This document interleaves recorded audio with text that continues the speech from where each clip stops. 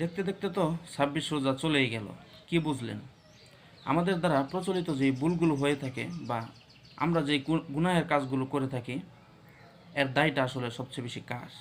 নফসের নাকি শয়তানের? যদি আমি আপনাকে কথাগুলো আরেকটু ক্লিয়ার করে বলার চেষ্টা করি, তাহলে হচ্ছে রমজানে কিন্তু শয়তান আবদ্ধ থাকে, তবুও আমাদের দ্বারা গুনার কাজগুলো হচ্ছে। এখন প্রশ্নটা হচ্ছে, এখন আমাদেরকে গুনার কাজগুলো করার জন্য উৎসাহিত কে করছে? অবশ্য কিন্তু শয়তান না, কারণ সে তো এখন বন্দি অবস্থায় আছে। এই গুনাহগুলো করছি আমাদের নিজের ইচ্ছায়, নিজের বুঝে, নিজের খাহেসে।